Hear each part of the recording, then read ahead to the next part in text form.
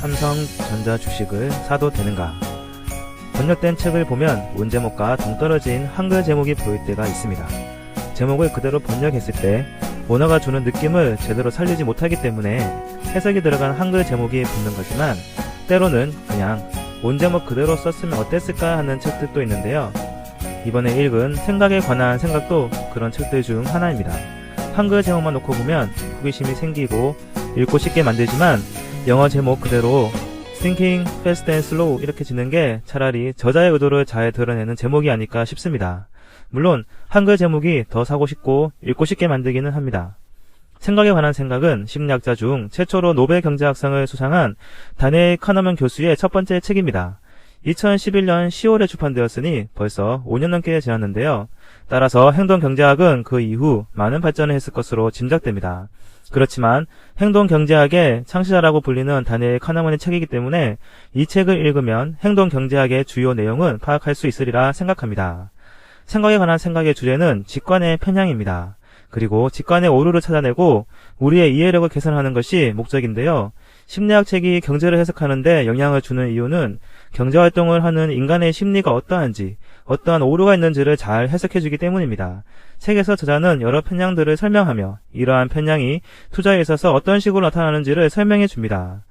책에서는 투자를 어떻게 하라는 것보다는 인간의 직관 때문에 투자에 실패할 가능성이 왜 높은지를 설명하고 있습니다.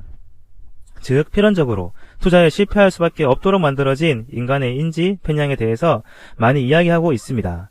그래서 최근 생각에 관한 생각을 인용하는 글들을 보면 대부분이 투자에 관한 글인데요. 투자에 실패하는 이유를 설명하는 글이 많이 있지만 인지적 편향으로 설명하면 그 어떤 근거보다 명확하기 때문이죠. Thinking Fast and Slow를 번역하면 빠르게 생각하기와 느리게 생각하기입니다. 이 두 가지 생각 중 빠르게 생각하기를 시스템 1로 표현하며 직관적 사고가 여기에 해당됩니다. 느리게 생각하기는 시스템 2로 이성적 사고를 특징으로 합니다. 저자는 책을 소개하며 이 책은 대부분 시스템 1의 작동 방식과 그것과 시스템 2 사이의 상호 영향을 다루고 있다라고 말하고 있는데요. 즉, 인간의 직관이 어떤 방식으로 작동하는지, 그리고 직관과 이성 사이에 어떠한 상호 영향을 주고받는지가 이 책에서 다루는 내용들입니다. 결론부터 이야기하면 인간의 직관이 항상 옳게 작동하지는 않는다는 것입니다. 이제 저자가 수많은 실험을 통해 검증한 여러 편향들에 대해서 살펴보도록 하겠습니다. 삼성전자 주식을 사도 되는가? 이 질문에 답하려면 많은 분석이 필요합니다. 기업 분석, 시장 분석, 차트와 수급 분석 등 다양한 분석을 바탕으로 사야 될지 말아야 될지를 결정해야 합니다. 즉, 한마디로 어렵습니다. 그런데 사람들은 어떤 회사의 주식을 살 때 이런 어려운 질문을 쉬운 질문으로 대체한다는 것이죠. 즉, 주식을 사도 되는가? 라는 질문을 받고 나는 삼성전자 제품을 좋아하는가? 로 질문을 바꿔 이에 대한 대답이 이미 머릿속에 들어있어 선택을 조정한다는 것입니다. 이것을 직관적 휴리스틱이라고 합니다. 어려운 질문을 받으면 나도 모르는 사이에 쉬운 질문으로 대체하여 그 쉬운 질문에 대한 대답이 어려운 질문에 대한 대답을 조정합니다. 이성이 활동하기 전에 이미 시스템 1이 작동하여 은밀히 선택과 판단을 조정하는 것이죠. 스트레스가 많으면 담배 끊기가 힘들다. 스트레스와 담배는 관계가 있을까요? 저자의 또 다른 실험은 이에 대한 힌트를 제공해주는 것 같습니다. 다니엘 카너먼은 자제력과 인지적 노력 모두 정신작업이라서 까다로운 인지작업과 유혹의 도전을 동시에 받으면 유혹에 넘어갈 가능성이 높다고 말합니다.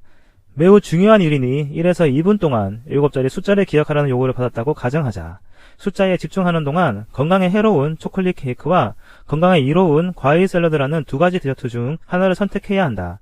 실험 결과를 보면 머릿속이 온통 숫자들로 가득 차 있을 때는 유혹적인 초콜릿 케이크를 선택할 확률이 더 높다.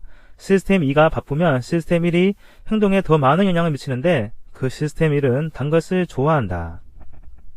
따라서 스트레스를 많이 받는 사람은 그만큼 자제력에 힘과 에너지를 쏟을 수 없습니다. 주변에 보면 담배를 끊었다가 스트레스가 너무 많아서 다시 담배를 피우는 사람들이 많이 있는데요. 그들은 담배를 피우며 복잡한 생각을 정리한다고 표현하지만 아마도 그동안 금연하며 자제했던 에너지를 복잡한 일과 스트레스에 다 소진시켜서 자제할 에너지가 없어서 그런 건 아닐까요? 바우마이스터는 의지나 자제력 유지 노력이 피곤한 이름을 거듭 확인했다.